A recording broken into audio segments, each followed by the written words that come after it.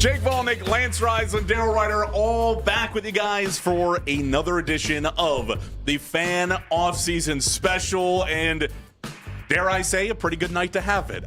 Things are starting to heat up. We're about to that finish line. Now, listen, we would love the news. We'd love the news tonight. But if we get it, you're going to want to be here because we're all going to talk about it. And if not, well, we're going to get you everything that's the latest and going on and throw out basically probably every possibility under the sun. But a lot has gone down. We have a lot to cover. Lance, Daryl, how are we doing tonight? Fantastic. I'm feeling it like this decision is going to happen within the next couple hours. I really do. I'm not sure why, but I just have that vibe. I did check in with a source who sent me an ominous text. I'm trying to figure out how to translate it, but the word soon in quotation marks was used in response to me. Take that for however you want to take that. So, I don't know, maybe tonight, maybe tomorrow, but I think it's fair to say we're all sick and tired of this. Just pick someone already, will you? I think that's kind of where everybody is at this point. Like, the first week or two, it's a lot of fun, right? We're throwing out different names. You see the interviews come in, and then you get to weeks 3 and 4, and you're like, I still care who it is, but I would just prefer you pick somebody so I can at least have a reaction instead of just going, well, they have the same 6 candidates they've laid out for the last 2 weeks. Anybody like any of them? 3 are gone. Still got 3. Who's it going to be? And listen, I'm willing to help them out as long as it's not Jim Schwartz, Anthony Lynn, or Todd Monkin. Go for it. Besides that, you're good. Yeah. Other than that, the play is great, Mrs. Lincoln. Yeah, we're just sitting in a great spot. I think this is kind of a huge, we've obviously sat here and been why is the process taking long? But there's been things we can point to throughout that process. I think one thing you probably give the Browns credit for in this search is that they definitely did their due diligence, right? They went through, they identified candidates, they casted a wide net, limited it down to the guys they wanted to talk to, and gave everybody, the right of time to go through a full-length interview of the guys they wanted to interview a second time, who actually stuck around and did the second interview. But they sat there and they made sure they gave those, and then they came back to meet today. Right, but as we continue to go through, I think you talk to your final candidate, and I think everybody kind of had the vibe going into that one. It was starting to maybe lean Shieldhouse. At least that was the buzz that was drummed up. I feel like between a lot of different places, they leave L.A. We get, Mary Kay Cabot threw out the idea that, hey, Jim Schwartz is gaining momentum in this process as they're coming back from L.A. And then it turned into a 4-man race again. Yeah, now we're back to a 4-man race. They were meeting today to talk about it. And it was supposed to be this morning, per Diana Rossini's tweet, at about 9:30, 10 o'clock last night. And now you take a step back. It is 7 p.m. the day following. There is still no decision. We still haven't gotten there. Well, so let me just kind of peel the curtain back for fans. Mm-hmm. The Browns run a pretty buttoned-up operation, okay? Typically, when major news leaks, it's not leaking from the building, okay? The league sources are not coming from 76 Lou Groza Boulevard. The other part of this is there's a part of me that feels like they've picked the coach. They know who they want, and now they want to hammer out the agreement.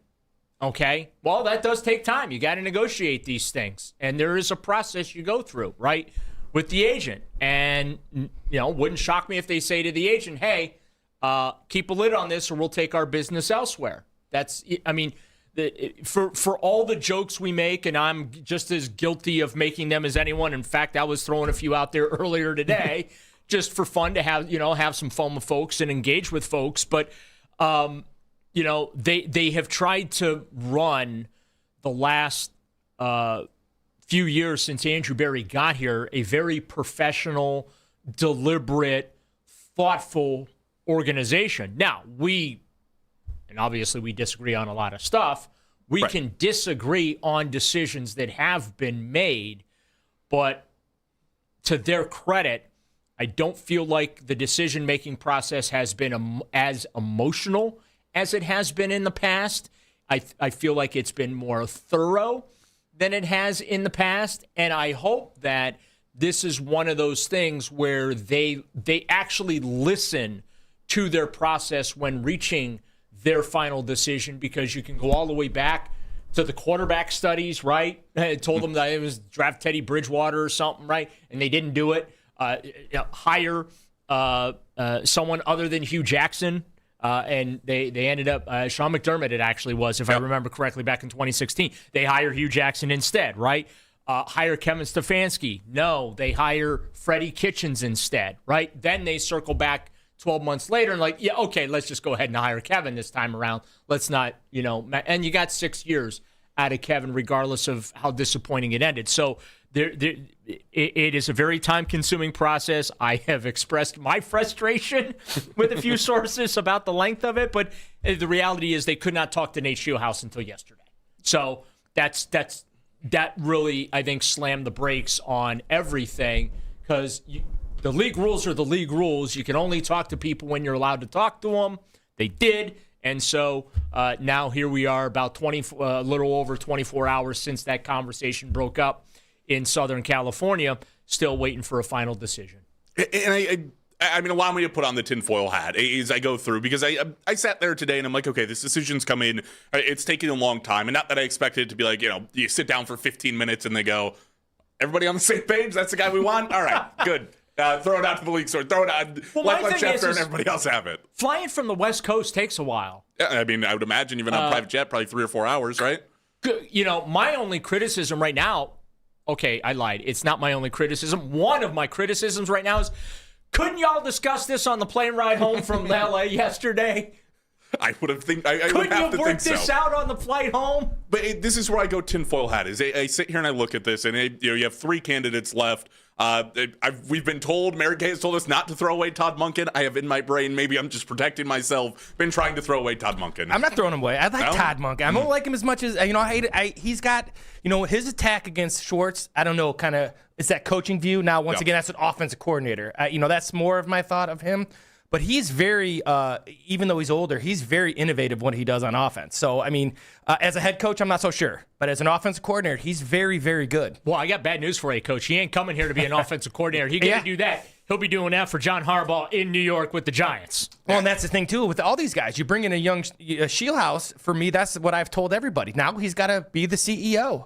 And that takes away from why you're bringing him here as an offensive mind. That's always the worry for me at any level of football is when you're a coordinator and you're successful and now you're a head coach. Now you're not doing what got you the job, and that's always weird to me. Oh, you mean like what might have held Kevin back a little bit, and he had an epiphany as he goes to Atlanta today, and he's like, oh, yeah, Tommy Rees going to call the place from day one. Tommy, go ahead. Yeah, I mean, he saw the trouble I got him into in Atlanta or in Cleveland. He was like, I've had to give that thing up twice. I'm not taking that back. That was just that's a storm waiting to happen. Listen, the fan base is already unhappy. Blame that on Tommy. You know what? He didn't lie to him. He said he learned things in Cleveland. Clearly, he learned something from Cleveland. Thank you very much, Kevin Stefanski. I'm glad that you've now learned that lesson. The problem for me right now is that these all-star games are starting to crank up right now, and you need your people down there. It's just like high school and college. You need to start for an offense that's going to have to hit on some 3rd, 4th, 5th, 6th rounders. They need to get to these all-star games and start talking to these people. That's why, for me, that's what it comes down to. In college, it's got to be for signing day. But in the NFL, you got to get to these pro days and get to these all-star games. You got to get there and get these guys and see who you like. Well, if Andrew Blows another 3rd-round pick, we know why. He was too busy looking for a head coach. Well, this was the fun part, too, because, people have called in, and I've gotten a response on social media of, like, the Browns are just taking their time. This is fine. There's no need to rush this. But, Lance, to your point, it's not just, you got to get this thing done by the draft and guys walk in, they go, I like this player. No, you have to go through, we're talking American Bowl, Senior Bowl. Obviously, the combine is still a little bit away, but we're coming up on that faster where you still got to figure out the plans for it. And then all of a sudden you're at the draft. There are so many processes you have to go to. There's a reason that all these, a lot of the teams have already had this wrapped up. And the few teams that you see not have it wrapped up right now are kind of kicking it into high gear, going if we don't have a candidate we feel great about or we want to extend that farther, we're doing it at this moment. You saw the Bills search wrap up very early, very quickly. They went internal hire. You see, I know that the Cardinals have been talking to people all day. They just brought in Ron Rivera's as reported. I'm just impressed somebody actually still wants that job. I mean, for all the grief the Browns get about people supposedly not wanting their job, and I know we're going to get into that later in the show to kind of explain why things have gone the way they have, but like Arizona, you want to talk about want nothing to do with, that is definitely just one of 32. Yeah, it's with the Cardinals right now. They are the worst job in the NFL. They got the Browns beat. They certainly got the Raiders beat by a country mile. Yeah, I mean, you're talking about probably don't have a quarterback. I mean, they paid Kyler, but probably don't want to keep Kyler. You're sitting there, you don't look at either side of the ball and go, oh, this looks really good. Like, you got a couple of nice pieces, and that's it. And on top of it, yeah, everybody's trying to pull out of that job on the same way. You've had people pull out of every job. That's driven me absolutely up a wall throughout this entire process of everybody wants to pull out of the Browns. Okay. Like, well, I mean, if you're an offensive guy, you understand, right? If I'm Mike McDaniel, I need good weather and I need good people. That's kind of how his offense runs. You don't have either here. And I mean, more than anything else, I understand everything else that goes on, but he's a play caller, and if he's a play caller, this is not a great spot right now offensively. I mean, tell you what Mike McDaniel was thinking. He also pulled out of the Buffalo job. Right, like basically on the day of the interview, is like actually, probably not so much here, and that's funny what Josh how Allen. A big deal didn't get made of that, right? Right. Or you see some of these like the coordinator jobs, right? You see names get. It's like, wait a minute, y'all lost your collective minds because Mike McDaniel, pulled out of an in-person interview with the Browns, and then. Eventually Grant Udinski did because he's staying in Jacksonville. That got announced today. Got a little bit of a pay bump and whatnot. But let's be fair about this. Like, trust me, the Browns give you plenty of material to dunk on them for, especially between the months of September and late December. But let's also be fair about the criticism and why these guys pulled out of this search. Like, come on now. Like, guys negotiating a contract with the Baltimore Ravens. That's why he wanted to know if the Browns were prepared to wrap up their search or not before he came for an interview. And they said, no, we still have a process we have to go through. We got a candidate we want to talk to early next week. And he's like, yeah, I think we're good. There's some low-hanging fruit there with the Browns, and I think that some folks unnecessarily were picking at that in the last couple of days. Yeah, definitely. I mean, you want to talk about a coach that pulled out that you want to give somebody grief for. Phillip Rivers pulled out of the Buffalo Bills job. Wait a minute, Phillip Rivers pulled out? What? Yeah, well, he definitely hasn't been doing much of that in his career. But I mean, you look right, that guy's coaching high school. I mean, he came back and played football fielded his own year. High school team. Right. He came back and he's like, this isn't for me. Now, that was probably much more of a Bills looking at you going, probably not going to be the guy for the job. Yeah, I'll save face here and say, I'm not ready to make this jump with my family. I'm going to withdraw from consideration. Yeah, thanks. Yeah, they probably talked to Phillip and went, yeah, that's that. I mean, you just played football last year. This is never going to work. Mrs. Phillip Rivers. No doubt. Absolutely absurd. All right, I want you guys in on this. 216-474-0092.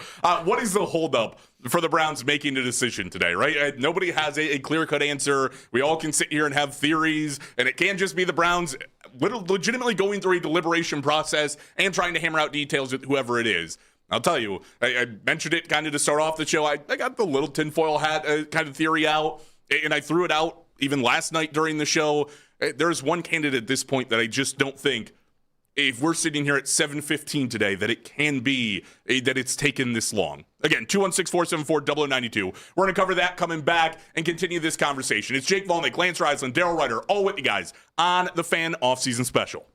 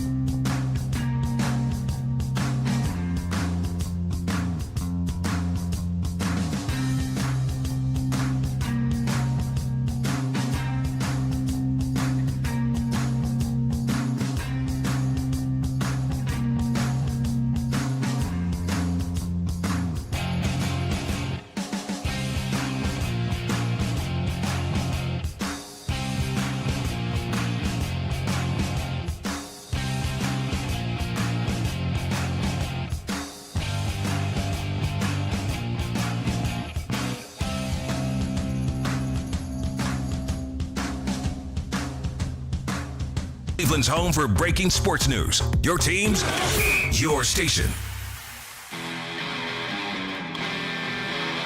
Catch all the latest Browns and NFL news and conversations right here. It's the Fan Offseason Special. Here are your hosts, Jake Volnick, Darryl Ryder, and Coach Lance Reisland. We are Sports Radio 92.3 The Fan. Back here on the Fan Offseason Special. Jake Volnick, Lance Reisland, and Darryl Ryder all with you guys here through 9 o'clock, and throwing out there 216-474-0092. What is the holdup of making a decision today? Something that I think pretty much everybody has their own questions about, their own theories about. And I told you I was going to throw out the tinfoil hat. The one candidate that I just feel like at this point, as we get to 7 o'clock today, I don't want to say that it can't be that guy and the search can't end in this direction, but I would struggle to think that you sat down today and there was a heavy lean towards this guy. There was a real argument being made to the point where it wouldn't be hammered out by now, and that would be the guy that's already in the building, in Jim Schwartz. Like, if I sit here right now and I've gotten through, let's say they met let's be generous, and I'm sure they met earlier than this because they're on better schedules than I am, but let's say they met at 10 a.m. today. Yeah, I mean, they had a late flight getting back to town. Let's give them that, Yeah, maybe they slept in a little bit. Need to get a little shut-eye. Yeah. Maybe do a nice little brunch at the facility. Even though, again, they should have hammered this out on the plane ride home, but that's just me. Yeah, but let's say they met at 10 a.m. That would put them in the 9.5-hour range right now that they've been having these conversations. I don't see how you sit there right now and you have the guy in the building. You've had the guy in the building in front of you the entire time, and you wouldn't be able to hammer out the details of, you're the head coach. Let's at least get that out there, and then we'll figure out the staff down the road. But that is a simple, and I mean this in the terms of the organization changing the nameplate on your door type of thing. But that's as simple as slide the guy over from defensive coordinator to head coach. We can announce that he's here. There's less to figure out than, oh, well, we have the guy in there. Are we keeping Jim Schwartz or are we not, right? Like, that's going to be a big conversation in it. I feel like if it's Jim, you pretty much just make the decision, and I don't want to say outright announce it, but I don't think it takes you 9.5 hours. I would struggle to see that. Well, and, there is a collaborative effort within this, right? Telesco is involved, right, along with Andrew Berry. I'm just taking a stab in the dark. I would think all 4 members of the Haslam Sports Group ownership would be involved in this decision-making process. You would think the president of Haslam Sports Group, David Jenkins, who is also the president of the Cleveland Browns, would be involved in this decision-making process, right? You've got probably legal counsel, team legal counsel's involved, right, especially if they've made a decision and, they need to begin hammering out the legal terms of the agreement and whatnot. So there are layers to this. I think that it's just, and then, of course, I don't want to, bypass Andrew Berry. Obviously, he's intimately involved as well. But, I don't know what their voting structure is. I don't know if it needs to be unanimous in the room. Hey, everybody agreed Jim Schwartz is the guy, or everybody agreed that it's Nate Shieldhouse, or everybody agreed it's Todd Monkin or Anthony Lynn. Because, I was told as early as this morning that it was still a 4-man race. Now, do I believe that to be true? Absolutely not. I don't know how you go into your final deliberations with 4 guys. For me, it's got to be 3 or 2. I think 4's a little bit much, but hey, I respect the information that I was given. That was the information, right, that I was given. It was also expressed to me that Jim Schwartz is not dictating this. Again, I don't know that necessarily that is 100% true, because Jim Schwartz is a factor here. He's either going to be the head coach, or they would prefer that he remain the defensive coordinator because they don't want to upset the apple cart on that side of the ball. And you need to find a candidate that's amenable to that. Like Kevin Stefanski with the Falcons, he was fine keeping Ulbrich as his defensive coordinator. That was agreed to, right? And so whatever agreement gets struck, if it's not Jim Schwartz, if it's, Shieldhouse or someone, they have to agree to, hey, yeah, Jim Schwartz is the defensive coordinator, and I'm happy to leave that side of the ball to him. Again, these are all things that take some time to settle on, to vote on and hammer out and all that. And again, it depends on what their structure is. Is it a majority vote? Is right, is it a unanimous vote, right? Is it a 2/3 majority vote?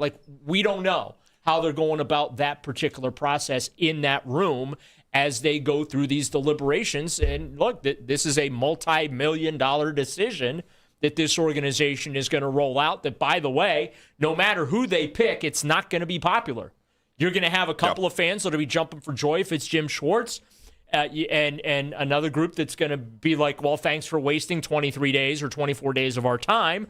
And then if it's Nate Shieldhouse, it's like, well, what has this guy accomplished, right? And then there's the other part, like, see, there we go. Andrew Berry, the analytics department, strike it again. Got the young whippersnapper coming up, right? So it's just, I feel like right now, this is almost a no-win proposition from a PR standpoint for the Browns, because you'll have a segment of the fan base that'll be very happy with it, and then you're going to have a segment of the fan base that's very vocal that's going to be very unhappy with it. I just feel like as I sit here, and the Jim Schwartz factor, like, and I respect the information, obviously, that you give, and I respect the source. It has to play a factor into the delay. Because either way, let's say you're keeping Jim Schwartz on. Well, I think we all kind of expect that if you're keeping Jim Schwartz as a defensive coordinator, it's probably coming with a pay bump. That's potentially coming with like an assistant head coach title. That's all stuff that has to get worked out on the legal side too. And hey, they're very good at making fancy nameplates out in Berea with titles on them. Okay, they do not have a character limit. I just never that's for me. There's kind of an unwritten rule at all levels of football. If you've been passed over, it's hard to stay. So even if they say you're an assistant head coach, they're saying you're not the head guy, you're the assistant. Even with the pay bump. Now, I would like to think if this time that he has taken has something to do with maybe he being a little bit older, he has some different demands that maybe they don't agree with. And I'm not sure that would be the case. I know, obviously, Haslam seems to like him, but if the older, what are his demands if he's going to be the head coach? But the idea that he would stay and just be okay at pushing 60 years old, he has plenty of money. I'm not sure that works for him. You're just telling a guy who, a defensive guy, who is a little bit, those guys are strong-minded. Hey, you're not good enough to be our head guy, but we'd like you to stay. Yeah, well, counterpoint to that, though, I would say there ended up being 10 openings. Yeah. Okay? And only 2 teams wanted to talk to him, and one of them was his current employer. Now, how much do you think that has to do with what happened to him in Detroit, though? I think that has a tremendous amount. I mean, he had Stafford, he had Megatron, he won, 29 games in 4 years? Now, granted, they had 1-0 before he got there. He got him to the playoffs, but he didn't sustain anything, right? And I don't know that he exactly presented himself well on a daily basis. And with the Cleveland Browns, you are the face of the franchise. You are the de facto spokesperson for the organization, no matter what happens, okay?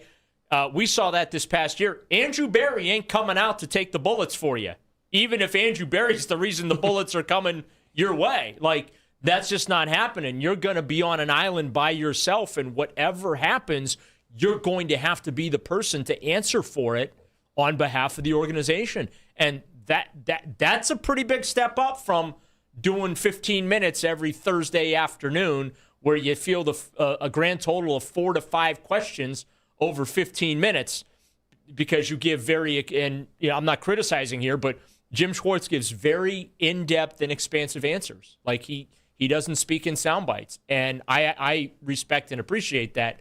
But as a head coach, I don't know that you can get away with doing that because of the volume of material that has to be covered. And everything you're talking about is why I think such a young guy is going to be such a challenge as well. Because you're just saying the exact kind of the same thing I'm thinking is here you get Shieldhouse out there who is a brilliant offensive mind. All those things, I mean, I'm there with you when you're setting up every single day those guys got to talk, and that's taking away from offensive stuff. And that's why Shieldhouse would be hired, because of his offensive mind. And I just think if you talk about what he's done the last couple years with this defense, with an offense the way it's been, and a special teams this year that was as bad as I've seen in a long, long time, and I've been doing football for my entire life. Don't tell Bubba Ventrone that. But it was a very bad. It was a very structurally bad. They were still very good on defense. And they were out there a bunch, and they got put in a bunch of bad situations, and I thought he handled it well. I don't know. I think he's equipped to kind of do this, in my opinion. But, So I think this is the interesting part. It just, obviously, as you cycle back, like I have friends that are, Bills fans, and I text them today about the Joe Brady hire. And it's kind of the exact same thing. It's like, okay, well, you hire Joe Brady for, this would obviously the reverse situation. They're trying to fix the offensive side of the ball, and that's what Brady's currently doing. But you take that guy from coordinator to head coach. You expect that side of the ball, like, you take Jim Schwartz away as the defensive coordinator. Like you're saying, you're pulling him away. He has to talk. You're pulling him away from the defense. Does the defense just get worse because of that? Like, that's a possibility. And then on the flip side of it, I turn around and go, what's Jim Schwartz doing for my offense, right? Like, he needs to put somebody then in place to fix the offense. I don't know that that's a direct result of the offense gets fixed, the offense gets better, and there's obviously a mountain of problems that they have to fix based on talent and everything else. But it's like, where does that solve then come in that Jim Schwartz is then equipped to do that? Because I don't know. Anthony Lynn. Like, right? I mean, you look at the Final Four candidates, and I have been like trying to run through my own mind just a variety of like combinations, right? Okay, Shieldhouse head coach, maybe Anthony Lynn's the offensive coordinator, Jim Schwartz is your defensive coordinator. Well, if Jim Schwartz is the head coach, okay, well, unknown defensive coordinator to come in and help him, but maybe Anthony Lynn would still be the offensive coordinator. Or can you convince Shieldhouse to leave the comfort of Sean McVay and the Rams to come here? And I don't know that you're going to be able to do that, right? I mean, right. Well, and in turn, he might be in like a spot for promotion based on what we're seeing right now, right, where he would be the offensive coordinator in LA, which is, you're taking the OC job under Sean McVay any day you're taking over this current Browns roster. 100%. So, like, just in my own head, I'm trying to like come up with these different scenarios and combinations just from this, these Final Four candidates. What could work here? I mean, there was a point before Udinski withdrew, and I was like, well, what if they hired Udinski and got Shieldhouse to be the OC, and then you have like two of the super minds, right? The up and coming big brains of the NFL. Like you really get the coup there, and then obviously you leave the defense and Jim Schwartz to his devices, and so but that's all part of this process. These guys don't take these jobs. I got news for folks. These guys don't take these jobs without the organization having a damn good idea who the coordinators are going to be and who the primary coaches are going to be. And by primary coaches on the offensive side, you're probably talking the offensive line coach and the quarterback's coach. On the defensive side, you're talking probably where Schwartz is concerned, you're talking your defensive line coach, and you're probably talking, I would say, your secondary coach. So, like, let's be very real with that. They go through their processes after hires are made because the Rooney Rule has to be, but you're seeing reporting coming out today about, Denver fired their offensive coordinator and boom, they got someone lined up, but they can't hire that person yet because they have to, go through the process of the Rooney Rule and all that because it's a coordinator position. So, all right, got to do that. It's just, but when you have these jobs, man, like, because that's part of the interview process. It's not just about your personality. And I know all that kind of stuff got a lot of attention last week when it comes to the Browns' processes here. But part of those in-person interviews is, okay, we aside from X's and O's and philosophy and all that kind of your personality and all that, I want to know what your coaching staff's going to look like. That is a big part of it, and you got to come with a Rolodex. And let's be honest about it, I don't know that Nate Shieldhouse's Rolodex is as big as Jim Schwartz's is. Or Todd Monkin's or Anthony Lynn's. It might not be as big, but that's the fun part of this is, does it need to be as big, right? Like, you come through. If Schwartz stays, no. You only need one side of the ball, right? Right. But, I mean, even on the offense side, I mean, you go from where he is in L.A. right now under Sean McVay, you can pluck a member or two from that staff, even if they're guys who currently aren't serving as the offensive coordinator. It'd be the most funny pothole in this whole thing if it ever came out. What if Bubba Ventrone was like, they're like, Schwartz and Ventrone, 2 of your 3 coordinators are taken care of. Just got to have you handle the offensive side of the ball. What if we're sitting here like and I'm just having some fun. I want to be very clear. We're just having a good time with this right now while we're waiting for them to make a decision. But what if Bubba Ventrone is like the big monkey wrench in this whole thing? They're like, yeah, Bubba's, you're going to be your special teams coordinator along with Jim. Just bring an offensive staff with you. And he's just sitting there going. And then that would explain why so many pulled out of the job. Again, I'm joking. I'm just having some fun here, okay? I think this is the fun part, though, because even as you talk about Jim Schwartz, you have to go through this search. And at the same time, I think whether you go to Schwartz or you go to a guy like Shieldhouse, you can bring up the guys that you brought in for interviews. Like, does Anthony Lynn come be your OC? I doubt Todd Monkin's coming to be your OC with the New York job on the offer. But maybe that's something he wants to do. Maybe he wants to work with the head coach to be. At the same time, these guys could just take a step back and go, those aren't my guys either, right? Like, maybe I want to bring in my guys, and whoever you interviewed has nothing to do with this. This doesn't seem like the Browns' kind of MO to do that. Going to Daryl's point, this is like they didn't want a guy like Harbaugh because he's a guy who's going to come in and say, I'm in charge. I'm hiring my people. I'm bringing in my people. This is how we're doing things. And I'm not saying it's wrong or right, where it's not a yes guy, but a guy who's a common thinker to that. And I'm not sure that's what the Browns want at this point. They want to, if you're coming in, this is who your offense coordinator will be. This is who your defense coordinator will be. In my long history of football, that just never works out because they're not thinking like you are as a coach, and your guys do. And that's a problem. I think that's a fun part of this, too, is because I think you look at a lot of young minds, and we've seen over the past couple of years, and might have seen in this search, I think there's a lot more of the up-and-coming minds who don't go into that yes man mentality, especially a guy who's learning right now under Sean McVay, who does have the power, who's basically given the power. You think he's not going over to have a conversation with Sean McVay and be like, they want to stick a coordinator on me, or they told me this would be my offensive coordinator, and Sean's going, you're getting a job next year probably either way. So if that's your best thing and you don't want to do that, wipe your hands of it. I think the young guys are absolutely, like, specifically coming from that system, I could see Shieldhouse being a guy who, on the other side of it, would be like, you're not picking my guys. Right, and that could be a part of this holdup. And I wouldn't imagine that Jim Schwartz is just going, yeah, pin whoever else you want on me, right? And the thing you got to understand is that it's very, very lonely on top. If you're the head coach and you're one of the 32, you are on an island by yourself. Everything rolls at you. Everything that happens with your special teams and the organization, it's all your fault, even though most of the time it's not. And that's something that young guys, when they get in, that can overwhelm you. Because all of a sudden you're getting hit in the face by something that had nothing to do with you, and yet you're in charge of it. And that can be overwhelming at times, especially if you haven't seen it. You mean Andrew Berry's office being next door to you and having the owner right down the hall from you is not comforting? No, that's not comforting. I would think not. I'm just checking. Nope, that would not do it. That's a good example of not comfortable, yes. All right, 216-474-0092. You guys can jump in. Lance, you pointed out earlier in the show, and I want to get into this. You said you wouldn't rule Monkin out quite yet as a head coach option. I want to know what the thoughts are. Is it right now in your mind just down to Nate Shieldhouse, Jim Schwartz? And you guys can chime in, but we're going to get to it coming up here in about 5 minutes. It's Jake Volnick, Lance Reisland, Daryl Ryder, all with you guys right here on the Fan Offseason Special.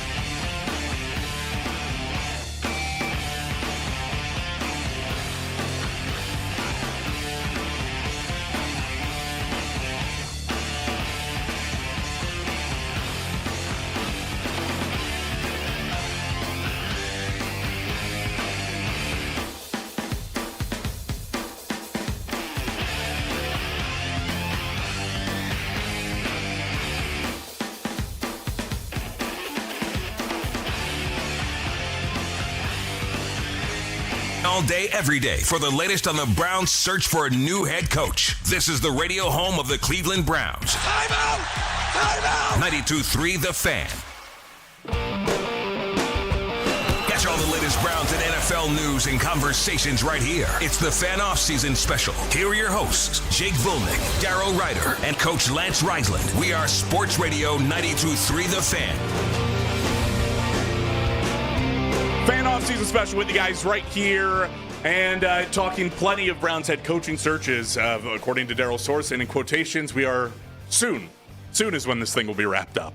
But we're going to climb into coming up here at 8:20. I just need to couch that with take that for, what it's worth. There's a reason some quotations. Soon could be in the next 30 seconds to 5 minutes. It's all relative, right? Soon might be tomorrow. Soon might be the end of the week. Soon might be next week. So, let's just take that for the grain of salt, Exactly. Coming up at 8:20, though, we'll get very quickly away from the head coaching search because you got a Pro Bowl quarterback in Cleveland, so we got to break that down a little bit. We'll also take a look at around the AFC North and kind of around the league. Is some other head coaching vacancies being filled? But I was asking you guys at 216-474-0092. Is this all down basically right now to Shieldhouse versus Schwartz? And Lance, you had pointed out the fact that you wouldn't rule out Todd Monkin at this point. That's a name that you would still consider. Because, in my mind right now, I'm pretty much sectioning it off to this is either going to be Shieldhouse or Schwartz, and it feels like that's the battle that's happening.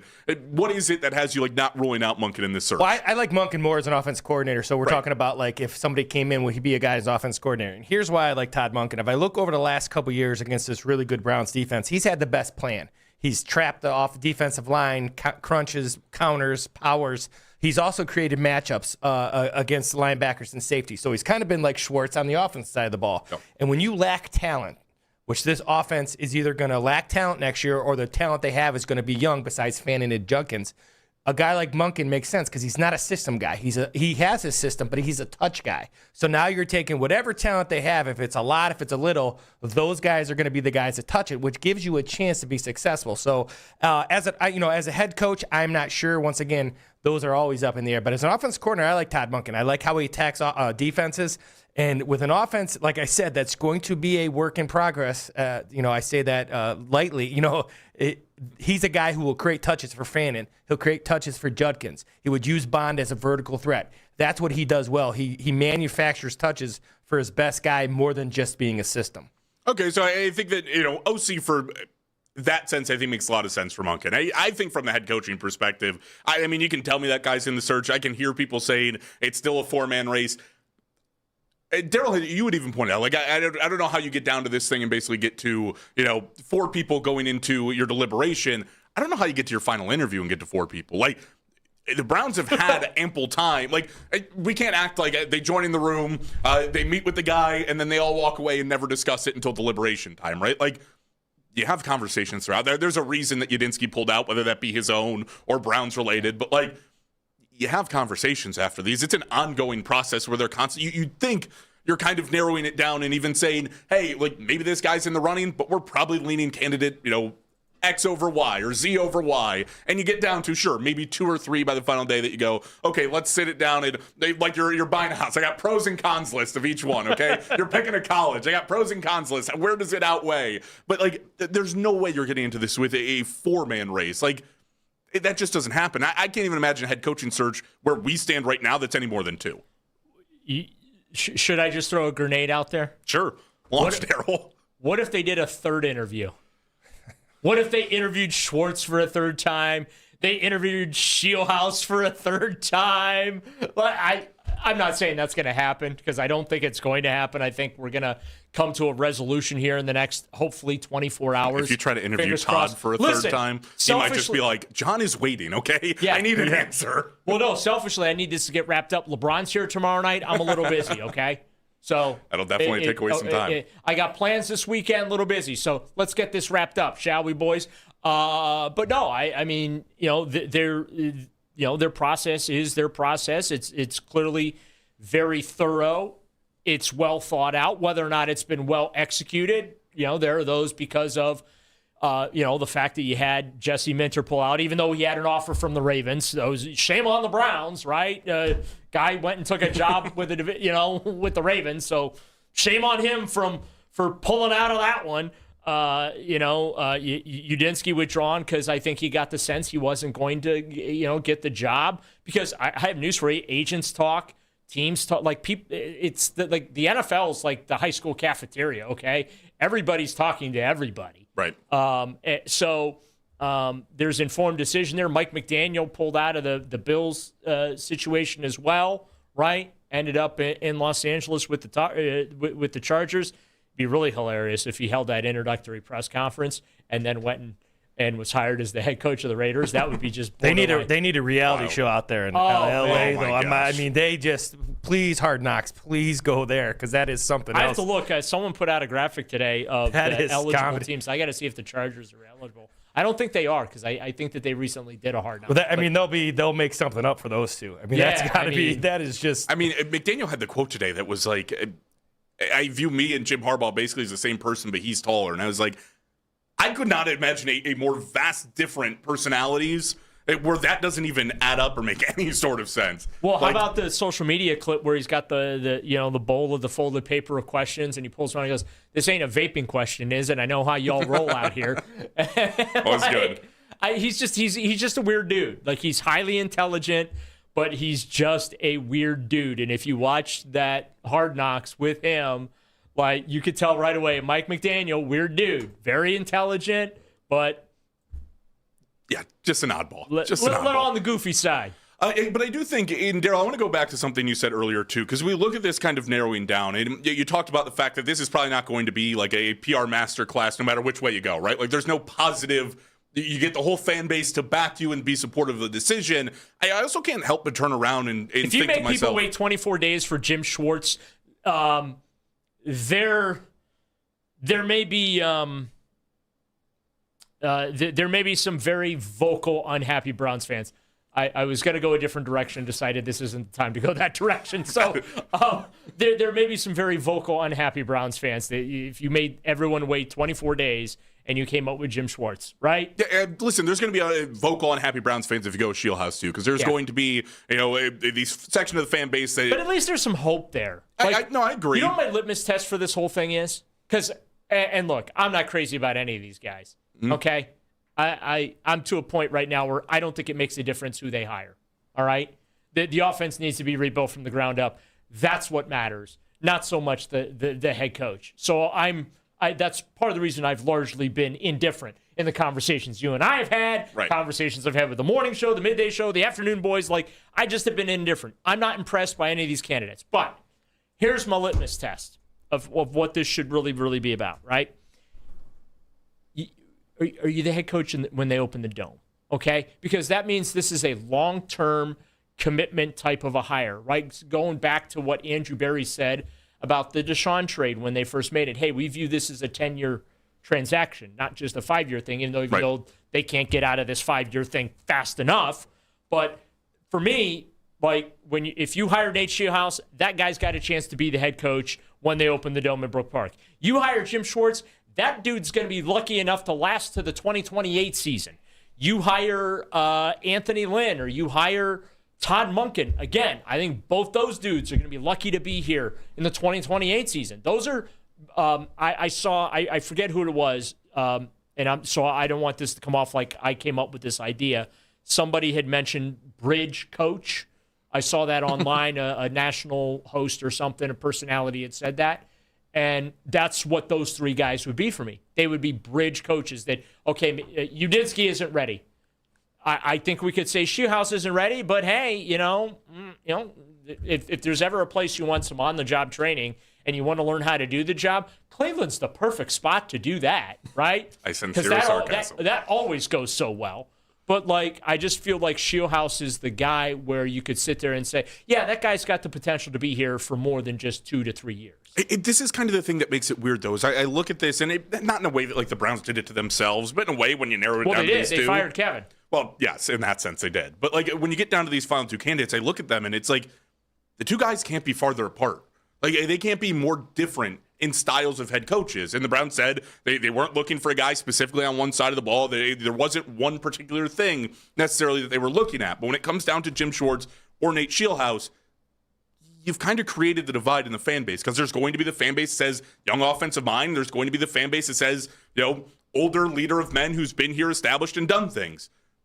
You've created a divide. You created that to happen. If you would have had a type of coach, right? If you would have went out with the type and just had your personality, your type of guy to go after. I'm not saying this is a negative in the Browns coaching search. You limit it down to the candidates you think are the best for the job. But had that happened, you'd probably have a lot more, I don't want to say indifferent fans, but fans who just land on, well, this was my guy, but maybe this isn't so bad of an option, right? Like, I feel like that was the Yadinsky-Shieldhouse battle. For anybody that wanted Yadinsky, probably looked at Shieldhouse and went, oh, not my number one choice, but would it be so bad if that was what it ended up being? Probably not.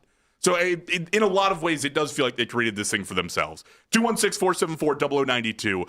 We're going to keep this going. As well, I can't help but get away from the idea, and a question that's been brought up on the station, has been had over social media, but if you end up with Jim Schwartz right now, does it feel like a settle? You guys can jump in. We'll talk about it all coming up here at 8 o'clock. It's Jake Volnick, Lance Reisland, Daryl Ryder, all with you guys on the Fan Offseason Special.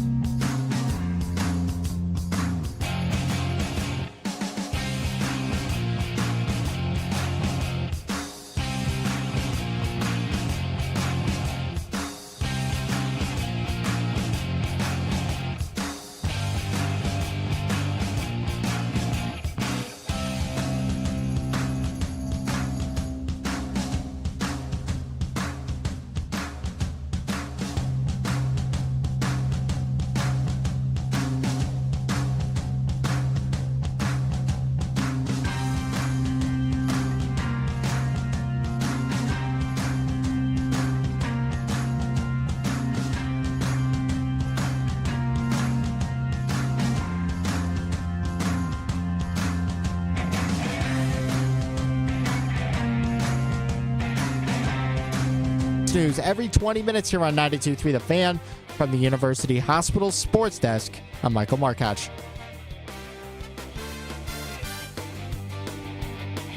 You can now stream The Ken Carman Show with Anthony Lima live on the 92.3 The Fan YouTube channel every weekday from 6 till 10 a.m. Subscribe to the 92.3 The Fan YouTube page now for free.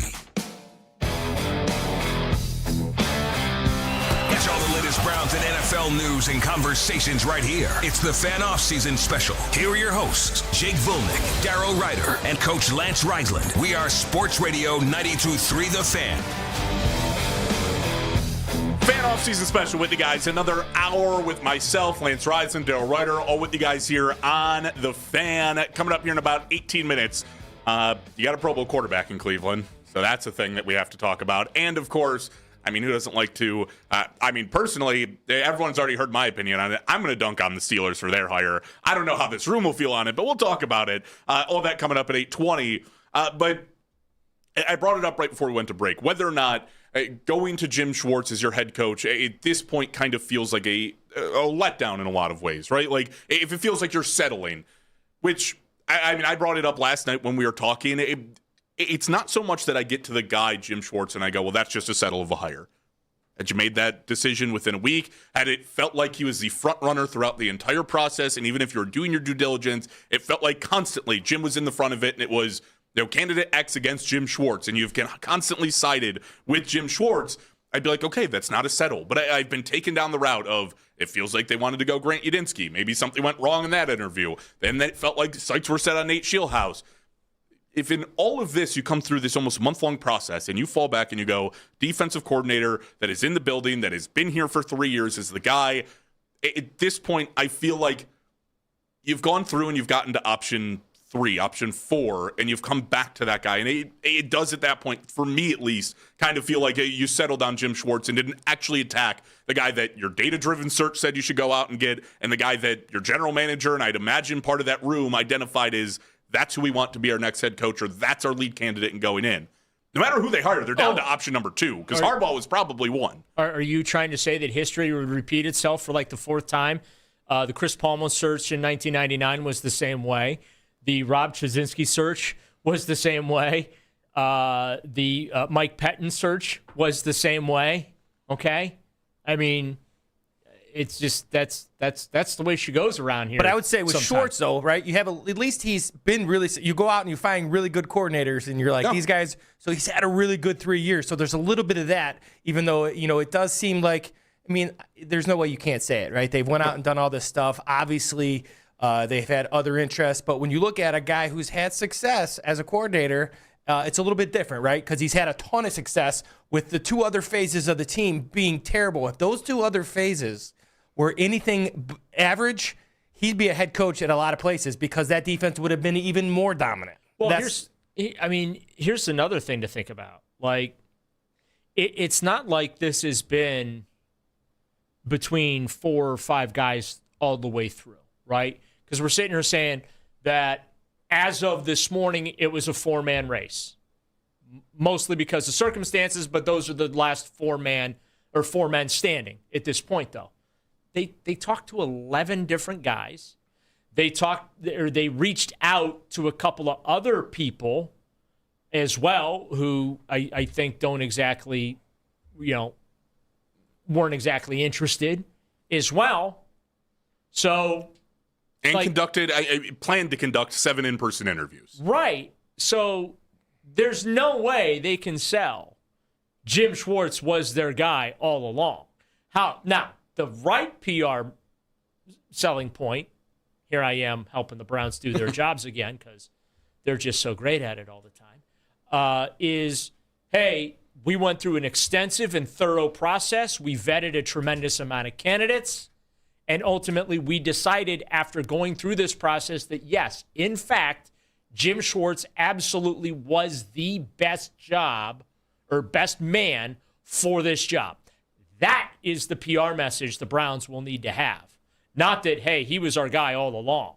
No, because if he was your guy all along, you would have talked to 3 or 4 other dudes and wrapped this thing up 2 weeks ago, okay?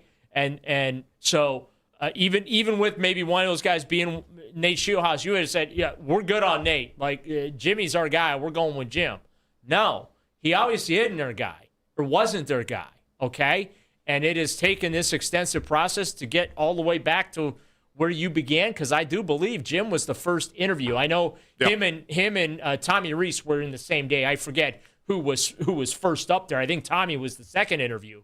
But, like, now all of a sudden you're back where you started from after not only interviewing 10 other candidates, but having overtures to multiple other ones that maybe didn't reciprocate the interest. Come on. So, like, I think it's also incumbent upon the organization to be very honest with fans and also us, about the search and how they, arrived at whatever coaching decision they ultimately end up making. Right, and I never wanted to be like I don't think Jim Schwartz is a good candidate, because as soon as it happened, I threw out there Jim Schwartz was a guy that I think should be highly considered for this job. Going back to last Monday, 8 days ago, Nick and I, when I was filling in an afternoon drive, went through of the 6 guys who initially came out that had the second interviews. We ranked them. Jim Schwartz fell at 3 for me, behind Udinski and Shieldhouse. If Schwartz was the guy, then why didn't you fire Kevin in November when you knew you were firing Kevin at the end of the year, and give Jim a 6 to 7 game audition, much like you gave Shedeur Sanders, much like you gave Dylan Gabriel? Why didn't you do that? And I think it's a fair question. Well, I know logically those questions, it seems like they think differently. They think differently on how they run their organization, how they hire people, how they do things, and whether might we be like part it, of the problem. Yeah, it might be. Well, it's just like, if you're saying exactly right in terms of they'll come out and say, this is our guy, instead of saying, no, this is we did all this. He's for sure. He's the guy that was more impressive than these other guys, but they won't do that. That's not. It doesn't seem how they work, and that's a problem when you're not transparent. And I also think with Jim Schwartz, there's people have said, well, of course he was good on defense. He has Miles, and he has Schlesinger, and he has, Denzel Ward. No, I'm not talking about those guys. They're tied to Schwartz, not only money-wise, but the guys they brought in, those middle guys, they are attached to this defense. And if Schwartz is not here, that becomes now a rebuild or more of a heavy retool than it will have to be if he's here. That's something they had that hopefully they thought about as well. Well, I mean, they spent the number 5 pick in the draft on a guy built for Jim Schwartz's defense and Mason Graham. That's a significant investment there, right? Mm-hmm. Malik Collins, who they signed in free agency. Now, granted, that wasn't like a 5-year mega deal, but that was an investment. Good player who became a great player in the scheme. You're absolutely right. You look at a couple of the corners. Devin Bush, downhill. Tyson Campbell, man-to-man guy. You got it. That's what Schwartz runs, man-to-man. Not so well for him in Jacksonville because they played a lot of zone and other coverages. But here in Cleveland, man-to-man. Oh, what do you know? The guy comes in and plays well because you're putting a player in a position to do the things that make him a successful player. Gee, golly willikers, what do you know? Like, it drives me nuts, these organizations, and the Browns are at the top of the list that make this game so much harder than it needs to be. Yes, everyone knows you're smart in your own right. You wouldn't have your job if you weren't, okay? Nobody's questioning your football acumen, your intelligence, your ability to scheme and draw plays. But darn it, why do you have to be the smartest people in the room? This isn't that hard. It's just football, people. No offense, Coach. No, it's funny you say that, and I have been just as much as fault as anybody else. So when you say that, I'm not taking offense because in my mind I've said why do I do that? Because you overthink yourself, and it's the same thing. My dad always had a great comment was it's like a guy like Tyson Campbell. He's a guy when he came out, he was a man guy. He's always been a man guy. He's always not been great in zone. Then don't make him play zone. Make these guys work their strengths. Do what they do best instead of saying we're gonna fix. And once again, that's why I smile because that's exactly. Jabril Peppers, good closer to the box. Yeah, they were playing him 25 yards off the line. They were playing him at mentor. Right. So you think about. So once again, I'm just as much at fault as any other coach at any other level. You say I'm gonna fix this guy. Why? Don't fix it. He's in the NFL for a reason. Tyson Campbell's in the NFL because he can cover a man. Devin Bush is in the NFL because he can play downhill with his hair on fire. Don't make him play read gaps and to make so. Yeah, once again, they're tied to him because a lot of these guys, not the studs, these second level guys are tied to this scheme, and they won't be as good in a regular scheme. So maybe this is going too inside football, but I want your opinion on it, Coach, because I battled with this in my own head, and I've talked to people about it. Same thing, like. We look at a defense coordinator like Brian Flores, and I know we talked about this because obviously, they played the Vikings this year. And we talk about a guy that disguises a ton of his coverages, makes it really tough on rookie quarterbacks. Like, maybe I'm wrong. That's not Jim Schwartz, though. Jim Schwartz plays a very upfront, it's a wide nine technique, and you're basically saying my guys are better than your guys, and they're designed to do this. You are playing into the fact they have talent, and this team runs man as much as anybody else in the NFL, right? It's that and a lot of combo with, like, cover three mixed in there. I want to know what about the technique, because Jim Schwartz is, one of the few guys in the NFL, and I think the only one actually actively in the NFL, if I'm not mistaken, that is a defensive coordinator that runs the wide nine, and it's like a dying art in football basically at this point. But what is it about the wide nine that I look around and I go, okay, well, take him out of the wide nine, you basically throw him in like cover one, right? The one high hat. You're asking the guys to play man. You're asking your defensive line to go after it. Now, I know there's a ton of defense coordinators got no problem running cover one out of whatever formation they're running at. What is it specifically that, there's obviously people in the building looking around going, I can't lose Jim Schwartz. Like, he is so impactful for that defense that they won't succeed in another, a similar but different style of defense. Well, more than the wide nine or, the wide five or the wide techniques is that he believes, first of all, he believes in what he's doing, which is important as a coach. But what I think he does best, without question, above the scheme, is that his guys, they're not thinking. And if you're thinking, your feet aren't moving. And if you look at the Browns' defense, when the ball is snapped, their hair is on fire because everybody has simple rules. So these guys in the NFL, when you're talking about what all these multiple coverages and all these things they do in the NFL, it's very hard for a young guy, for a young quarterback. There's two things that can really screw up a young quarterback. You can do a bunch of different things, or you can put him on his back. Jim Schwartz would prefer to put you on your back. He wants you to think about you're going to get hit every single time. And how do you get hit in the NFL? For me, when I watch their defense, it's a forefront, it's man coverage, and they're saying simple rules. Now, when you think about, for me, so now it's a simple concept that everybody understands, and they get to practice that every single day. So instead of practicing cover 2 and cover 4 and cover 6 and sky and cloud and all the mixes, they're practicing man. So think about all the man reps they get every single day at practice. They're not splitting it up between all these different coverages. It's a mindset that he creates, and it's really, really simple. They play really, really fast. They understand what they're doing, and they rep just that, and that makes you really, really good. I'm a big believer in reps. You win with reps, and when you go to a Schwartz practice, which I'm lucky enough to do, it's the same thing every day. They're working. They start the day with a strip drill, right? A fumble recovery drill, and then corners get into man technique, and the defensive linemen start rushing the passer, and it's the same thing every day. Well, you get pretty good after you're doing the same thing every day. So for me, that's what his scheme is. It's not really the scheme. It's they play fast, it's simple, and the guys practice it every day. And do you think that's a rare thing to find? Because that would be the sell to keep Jim Schwartz on, right? If I can take another defensive coordinator that can look at what they've done, and just go, well, I'll just come in and basically steal 95% of what Jim Schwartz did and try to be the leader of men that I already am. Does that work? Well, as Daryl said, us coaches, which is very true, some guys like to show how smart they are, and they're good at it, and they like to run multiple coverages, 2 hi hats, and now even teams are running 3 hi hats and rotating and doing all these things. Jim Schwartz is very, if as a high school football coach, there's nothing that Jim Schwartz does on defense. You go, oh my gosh, what is he doing there? I don't understand it. But the thing you respect is you go, oh my gosh, those guys know how to line up and fly around. This just in from Mary Kay Cabot.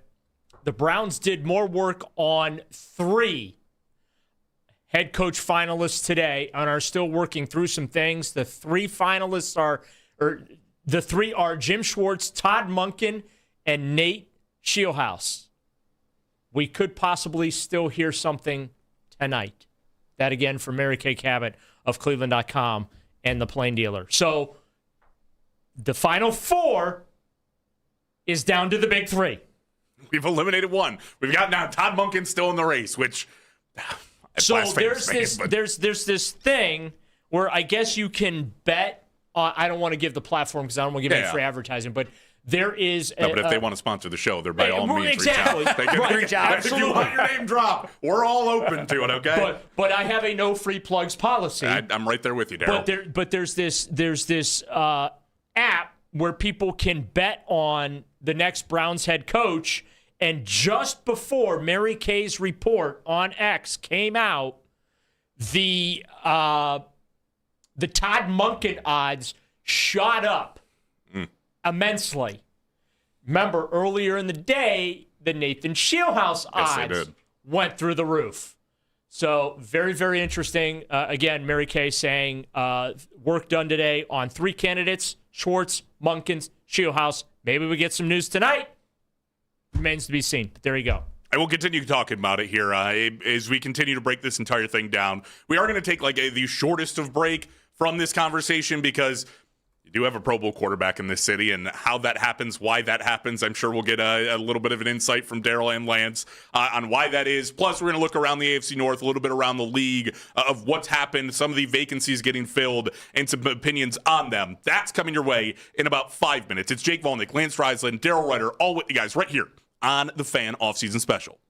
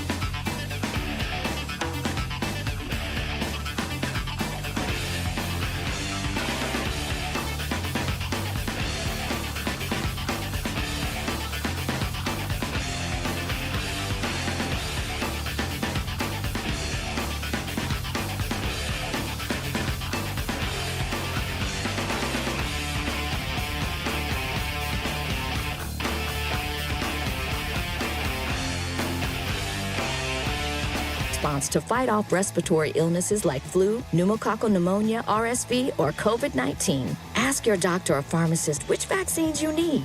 Book in minutes at VaxAssist.com. Sponsored by Pfizer. Catch the latest Browns news all offseason long. Stream us on the Odyssey app and on your smart speaker by telling Alexa to play 92.3 The Fan. Catch all the latest Browns and NFL news and conversations right here. It's the Fan Offseason Special. Here are your hosts, Jake Volnick, Darrow Ryder, and Coach Lance Reisland. We are Sports Radio 92.3 The Fan.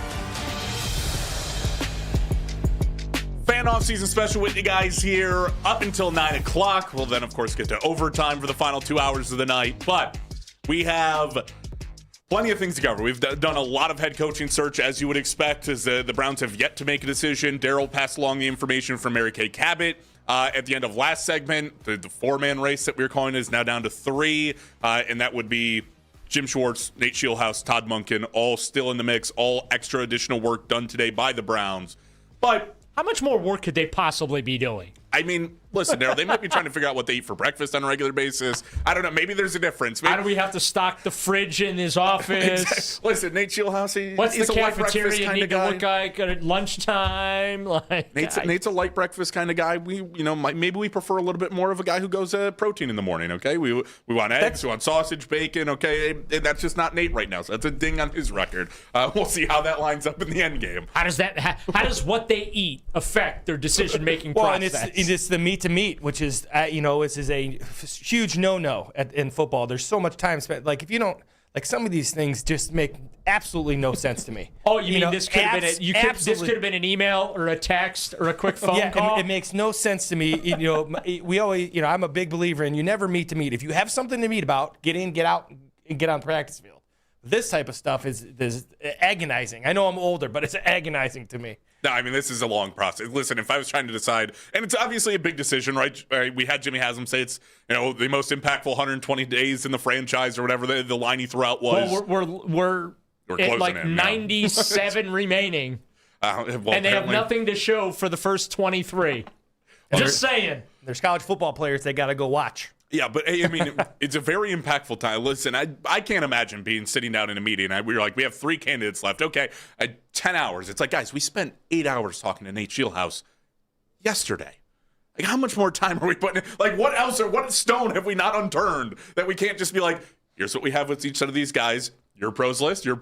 Okay, what do you have your fears about? All right, and let's vote. Let's do whatever process it is. I don't know. I wonder if they did Kevin's 4 H's during this interview process. I think they might have scrapped at this point everything Kevin was doing. They got rid of that, cleared all that out for sure. Yeah, I don't know how many head coaches you'll have go through and say, we need to be better anymore. I think that line is now stricken. That's in the PR training from here on out. That line is gone. Fans, not a fan of it anymore. Pretty sure that's why Kevin's not here anymore. Yeah, exactly. All right, aside from that coaching search, though, we did have what I thought was just really odd news that came out. The most stunning thing I've seen since the head coaching cycle probably began was the fact that, obviously Drake May's on his way to the Super Bowl. He's not going to the Pro Bowl, as none of these guys that are ever making that game ever do, and rightfully so.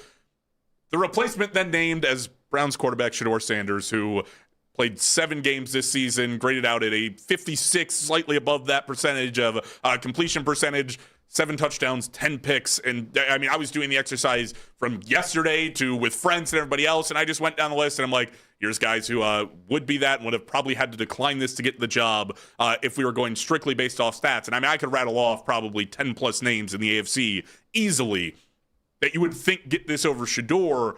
So he gets the Pro Bowl nod, but the entire question I continue to come back to is why? And I have no insight. I have no reason as to why that is other than, that's a guy that brings a lot of attention to the game, might bring more eyes to the game. Yeah, I don't think anyone cares about the Pro Bowl, including the players. I would agree. And I think that this selection, this is no shade thrown at Shedeur, but this selection tells me we need to be done with the Pro Bowl. Just, hey, vote on it, fine, honor the players. You're this year's Pro Bowlers. We don't need replacements, none of that. The league's trying to squeeze more blood from the rock that is the Pro Bowl from a revenue standpoint, but now they're doing these events in San Francisco this year where the Super Bowl is being held because it just isn't worth renting out a bunch of space in Orlando. They got away from Hawaii. Like, that's one of the reasons, like, it used to be such a big deal. You got to go to Hawaii. It was a vacation. You took your Pro Bowl bonus or whatever, and that paid for your vacation. That was your reward for the season, right? It's meaningless. Look, here's the thing. I'm supposed to refer to Shedeur Sanders as a Pro Bowl quarterback after he threw for 1,400 yards in 7.5 games played with a completion percentage below 57 at 56.6. More touchdowns, three more interceptions than touchdowns, 7 to 10. Okay, his quarterback rating is sub 70. There's some other metrics too. His QBR is sub 19. It's like 18.6 or 18.8, something like that. And I'm supposed to sit here with a straight face and say that this young man is a Pro Bowler. He's not a Pro Bowler. No, I mean, it's the exact same thing. He's a replacement. He's a guy that fans love and pay a lot of attention to. And again, I am not throwing shade at Shedeur Sanders. I'm throwing shade at the sham that is the NFL Pro Bowl. Like, this kid,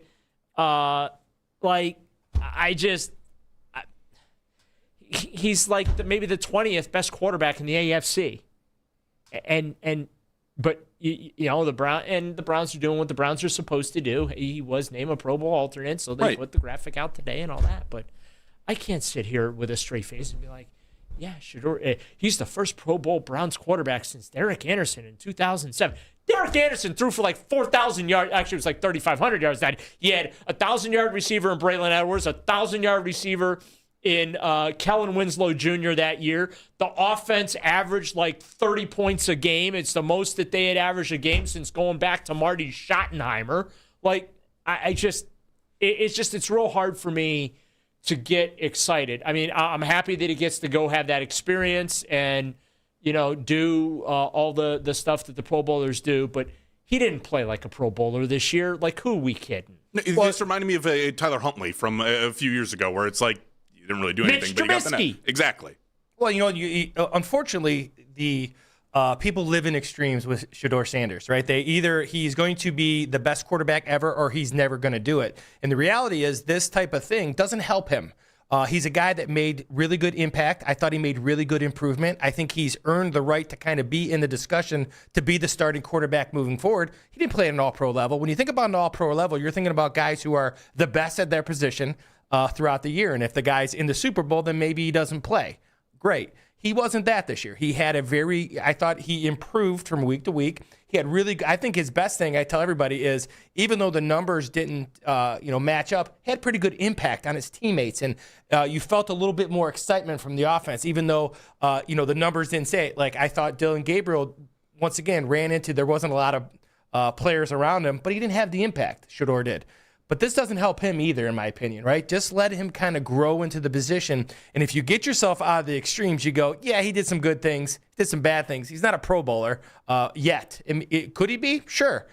But there's a lot of improvement that needs to be made. And this is the thing, like, even to Daryl's point, where you go through and you go, this is an NFL problem. It's 100% an NFL problem. Because, listen, if you get that call or an email, however they get it, if you're Shedeur Sanders, you're really going to look at it and go, no thanks, but no thanks. I'm not accepting being named a Pro Bowler. Like, every player is going to take that opportunity, especially like a rookie in that situation. Like, sure, is Lamar Jackson, Joe Burrow going to decline that? Do I really want to go to San Francisco and do that? No. You played 7 games in the NFL. Like, you don't know how many more opportunities you get to get that call, right? You don't know how many more. Whereas, like, Joe Burrow can go play any year in the AFC and pretty much be guaranteed that he might just get a call for the Pro Bowl. And if it's not this year, it'll probably be next year. Like, Shedeur doesn't know if he's going to have a chance to start the upcoming season. If I'm Shedeur, I'm taking that every single chance that I get. But it's not on me that you sent it to me, right? Like, I'm not going to decline it. I'm not going to do that when it puts probably the Browns in a bad spot too. Yeah. What do you? You're not starting a Pro Bowl. You're not starting a Pro Bowler. You're not committing or gonna start your own Pro Bowl quarterback? Like, the heck you doing? Right, it makes it that much worse. And I think most people, even fans just in general, can look around and be like, okay, like that's going to be something that obviously gets thrown around and probably more in a joking fashion of like, but he's a Pro Bowl quarterback. How are you not going to start him? How are you not going to this? Like, I've always stood in the, like, if it was up to me, I look at all the things accounted for. I'm probably starting Shedeur next year unless somebody gives me a much better option. Like, I feel confident that he improved. I have no problem moving forward, giving him the test year.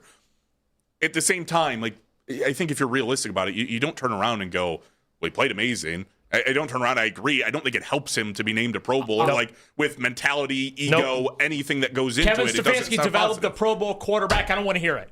Yep, shouldn't have been fired, right? That's all you needed 100%. To hear.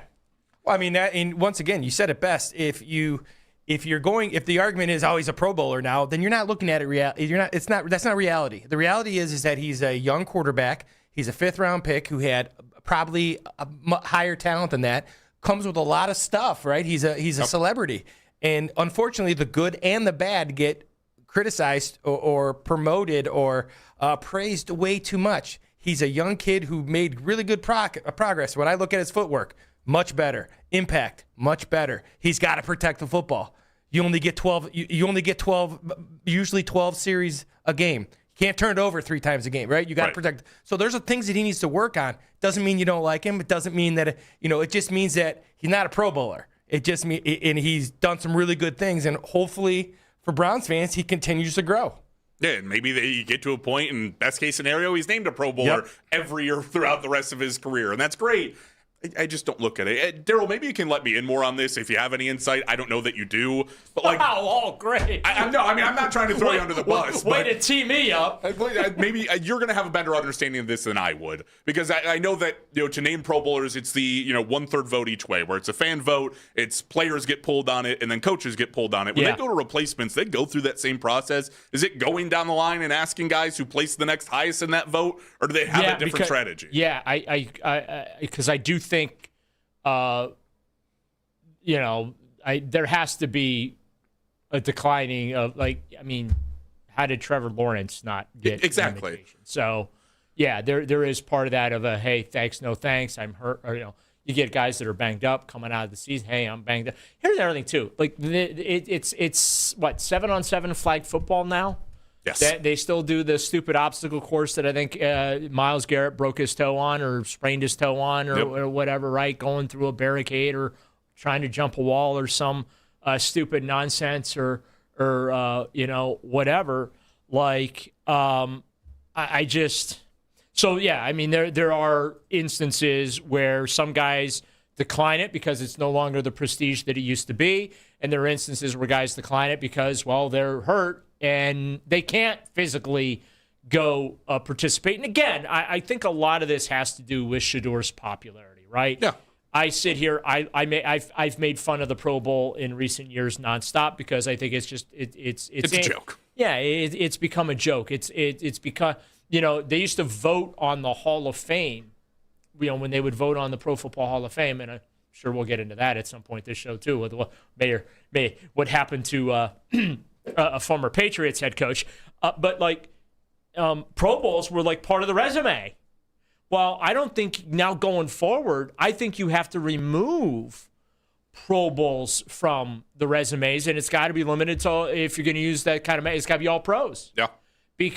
Or there's just got to be a designation where if you're a Pro Bowl alternate, if you're a first-team Pro Bowler or a starter Pro Bowler, you make it. But if you're an alternate, we got to be dismissive of that.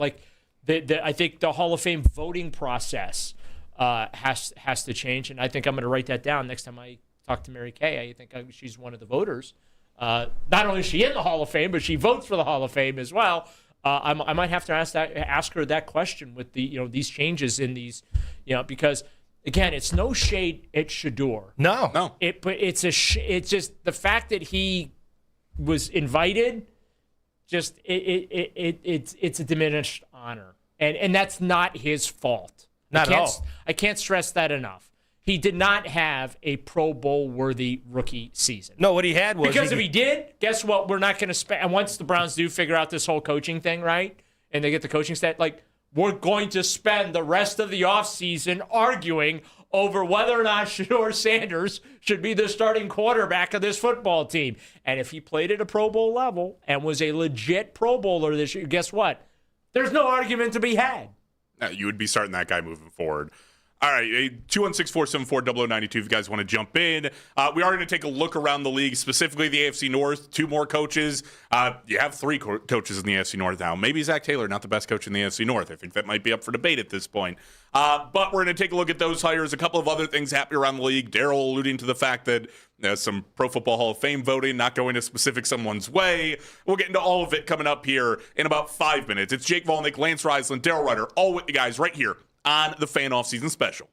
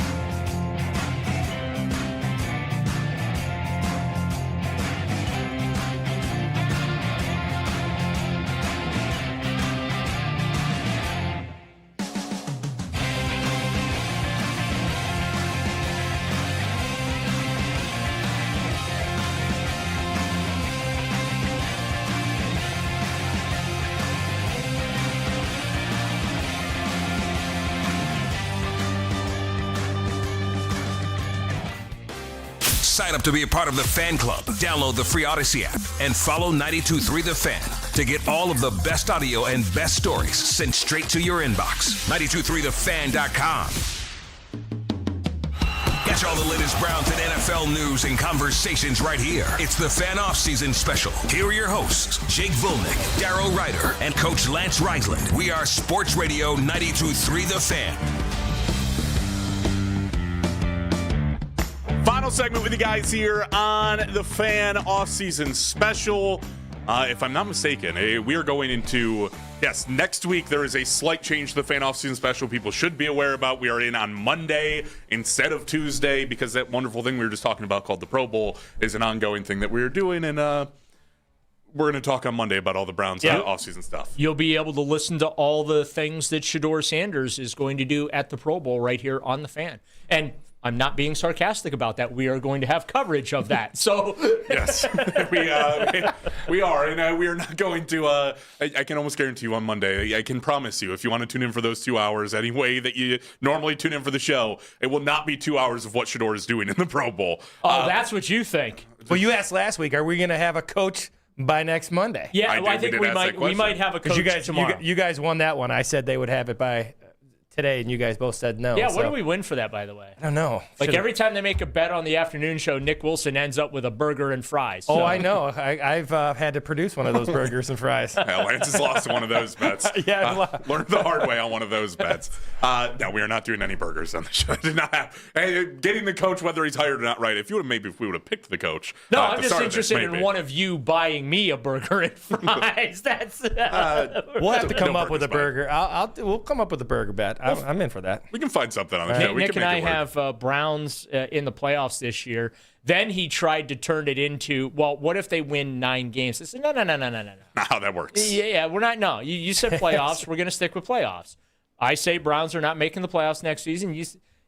And that's how they jam me up, right? Before they hire a coach, before they do anything in the offseason, I got to, figure out whether or not the Browns are going to make the playoffs. Like, listen, I'm hedging my bet.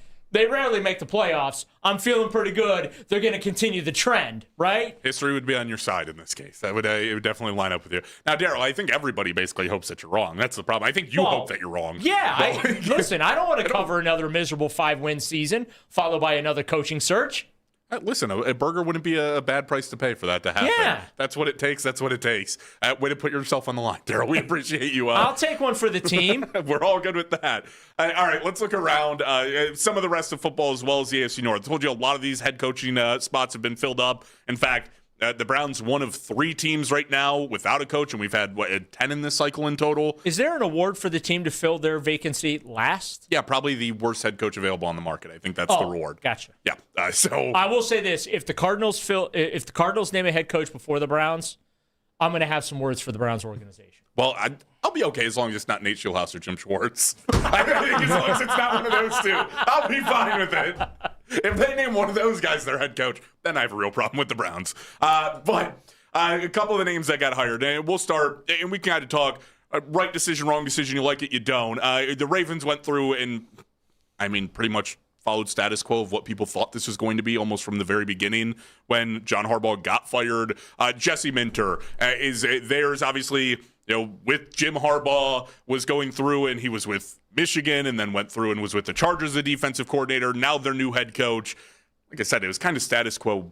Not that I want the Ravens to succeed, but it feels like a fine hire. Also kind of feels like just recycling John Harbaugh into John Harbaugh again, just the very much younger version. Yeah, I think it's a good hire because he comes from that Wink Martindale tree. Mm-hmm. So Mike McDonald, the guy with the Seahawks, they have a way they draft and who they draft and how they draft their front and their edge guys and their linebackers and the secondary guys and the guys they like to have in the box. And so, yeah, I think he fits that mold and what they want to do, especially defensively. So, yeah, makes sense to me. Yeah, the defense definitely need a little bit of help. They fired John Harbaugh to go John Harbaugh light. Right. That's the Ravens' way. Well, you weren't going to have John Harbaugh for another 20 years. You might have They weren't going to. The owner said that had they won that playoff game, he would have been the coach for one more week. Scotty is an interesting human being. So that one was pretty much again, it was like the baseline that was going to happen. The one that caught me by surprise would be the other team in the AFC North, the Pittsburgh Steelers, who decided to name Mike McCarthy as their next head coach, to which I very promptly took to social media to congratulate all of Steelers fans on another 9-win season next year. They really don't want to tear that thing down. I have a lot of respect for that, though. I have a ton of respect for that. It's part of the reason they can't win a playoff game because, like, it's similar to it's almost similar like the Browns situation, right? Like, they're stuck in football purgatory. They're just good enough to be competitive every year, but they're not competitive. They're just not good enough to compete for their standard, which is playing for Super Bowls, right? Yep. Here, they're naming babies, streets, statues, all that kind of, right? That's what's happening here if you're able to put that type of success together on a consistent basis. They need to burn that thing down. They need to go through a couple of, 2 to 5 win seasons to reset. Listen, I'm all for them trying to keep this vibe going, but man, So, see, for me, I think it's just that when people say culture, right? And once again, you guys have heard me say this before. It's the most overused word in the game of football, culture. And culture is not what you say; it's what you do. So when they go out and hire, when you're interviewing for a job there, if you're a player who's going to be there and they're going to, they're going to the Senior Bowl and they're doing all this stuff, they're speaking to what their culture is. It might not be right, and I'm not huge on the hire, but in the theory, it's this guy's won. He's been a Super Bowl. He's had these guys, and we're winning now. And that means a lot in a locker room. That means a lot in terms of how you handle your players, your coaches, things like that. Their expectations are to win. And their expectations, even though it might not be realistic to win a Super Bowl, that's what they think. And to have that mentality where 9-10 games isn't enough, I don't know. I respect it. I don't think tearing it down is the wrong thing. But I respect the fact that they're saying we're still going to win. I think that's important for their players and their organization as a whole. I mean, they can continue to win. The thing that blows my mind is the fact that you go through and there's not even a search for a quarterback. Like, you tried on Kenny Pickett. I'll give you there was a weak quarterback class. He said we're going to take a stab at a guy in the first round. When you recycle Russell Wilson, Justin Fields, Aaron Rodgers, it's like, guys, you can't go out and get the washed up, nobody wants type of quarterback and then expect to win playoff games. Yeah, like, what do you expect from Aaron Rodgers next year? I know. About what I expected from him this year, right? But, I'm like, you're hitching your wagon to one that's got the wheels are popping off, right? There's not much left there. And Daryl, actually, to your point, Mike McCarthy had his introductory press conference, and I want to play something. You talked about Aaron Rodgers, right? Because it was Mike Tomlin's gone. Rodgers is probably gone too. Mike McCarthy, who has experience coaching Rodgers, was asked about whether or not he wants him around. In your best case scenario, do you want Aaron Rodgers back as your quarterback next year? Definitely. I mean, I don't see why you wouldn't. But I think just like anything, knowing Aaron long enough, going through seasons, I think when players, to see Mel Blunt here, I mean, when guys are up at that stage of their career, they need to step away and decompress it. I think that's very important. The game is so emotional, what these men commit to and what they put into it. I think that time away is important. And I have spoken to Aaron, and so that's really where we are there. But I was able to sit back and watch the games. I watched most of the Pittsburgh games on TV, and I thought he was a great asset for the team. Yeah, he was a good asset for the team to win 10 games and then not win a playoff game, right? Like, even going through to the lengths of, we'd love Aaron to be back next year. It's like, I just have my questions of, like, as you said, what do you think you're getting out of him? Like, I don't know, if you're going to keep that winning culture, okay, take some shots at a quarterback, right? Even if it's not first round, even if you're throwing third round picks at the wall, trying to just luck into a quarterback, give me that. Like, give me something that we're going to throw a young guy at the wall. And you know what? If the culture is here and we can win 9 games doing it, then so be it. But, like, you don't get any better. Like, in the NFL, you have to lose to get the quarterback. That's how this league works right now. Or you have to really get lucky and find one. Well, I just like the idea that they refuse to, like, give in, and there's something to be said about he's a football guy, and they didn't go through all this, all this kind of new age stuff where we're testing all this stuff and doing all these things. They simply said, I think he's a good football guy, and I think he can keep the boat going. Doesn't mean he will. I just like that. I just like that idea of they're not saying that. And whether they believe it or not, or however they're doing that, that means something in week 12 when you're going out to a Wednesday practice. You got to motivate yourself somehow, and the Steelers expect to win, and I think when you do things like this, it kind of leads to that. What you guys are saying is absolutely right, though, but they don't buy it, and I respect that. Oh, it would have been okay if they didn't buy it in, like, coming off of 2018. The problem is I've seen them not buy it for 8 years straight and then produce the exact same results over and over and over Is it again. wrong that I'm just it feels like the last 10 years I have been trying to forecast the downfall of the Pittsburgh Steelers and that thing finally falling off a cliff. And these sons of guns are like, they are riding the curb right now. Yeah, they got two tires are off. And Two tires are off. They're Yep. keeping it on. I'm just like, come on, man. Just push it over. Be done with it already. Who was it? Was it Max Kellerman that said Brady was going to fall off a cliff at some point in his career, and then he played for like 2 more Super Then he Bowls? went to Tampa and won a Super Bowl. Yeah, played in 2 more. I was like, right. Yeah, you just don't predict these things. It's the exact same thing. Like, you just stop doing it at this point. You go, okay, well, they'll win at least 9 Listen, games, and if they don't, I have I'll not be the least wrong. bit vested in any way, shape, or form in the success of the Pittsburgh Steelers. Their failure, absolutely. I'm all in. I don't care about their success. Real quick, we got about a minute here, but Bill Belichick not going to be a first ballot Hall of Famer on, at least from what we're getting down from like rumors and reports, probably a lot to do with things like Spygate, Deflategate. I also just don't know how you turn around and go, but that guy, I think, has been a part of 8 Super Bowls, in 6 of them as a head coach. How's that guy not a first ballot Hall of Famer? Yeah, he won 2 as defensive coordinator of the Giants, 6 as head coach of the Patriots. We've seen this in sports. We know this in Cleveland, right? Remember 95 Albert Bell, Mo Vaughn, MVP. Bell was not media friendly. That was held against him. That's why Vaughn of the Red Sox ultimately got AL MVP, even though Bell had 50 homers and 50 doubles that season, right? Yep. And I feel like that's what's happened here. Bill Belichick was never media friendly, and I feel like a lot of politics at play here. He's a Hall of Famer. He was never suspended, okay? Now, do I think they did some shady stuff up there in New England? Sure. But that's my opinion. My opinion does not make it fact, right? And so I think the fact that he is not a first ballot Hall of Famer is Bush League on the 10 to 12 voters, however many it was. It's a bad look. When you have the numbers you put out alone, that's a bad look. If he's not a Hall of Famer, who the hell is? Yeah, Exactly. that's the definition of a Hall of Famer. If you think about it, like the best at what he does, and for a long time it was him. Yeah, I mean, the game's passed him by now, right? I think we all agree. Okay, it's time for him to go retire with a 24-year-old college student. But still, he won 6 Super Bowls. Which is why he has a 24-year-old. Well, I know, but two different, periods, right? Two different, and Tom Brady, arguably, I hate doing greatest all time because the game has changed. I would say greatest of this generation, right? You go back to the 40s and 50s, it's Otto Graham, right? So that, but in this modern era, the Super Bowl era, Tom Brady, greatest of all time in the Super Bowl era. And I think you look at Bill Belichick, probably turn around and probably say greatest coach of all time in the Super Bowl era because the guy's got the Super Bowls. Tom's a first ballot Hall of Famer. Oh, I would think not for a shadow of a doubt he would be. But we're pressed up against it. So, guys, as always, it's been a lot of fun. Reminder to everybody, next week it's not going to be Tuesday. It'll be Monday, same time, 7 to 9. You can find us in all the same spots, Odyssey app. Right on your dial, 92.3 The Fan. You can find us on YouTube Live on the 92.3 The Fan channel. It's going to be a lot of fun. We'll probably have a head coach. I feel safe, probably. We're good on that. Head coach by Monday. Are we saying yes? Here's the thing. I need about 45 minutes to get home. I'm just a couple of blocks away. But downtown Cleveland right now is a complete catastrophe.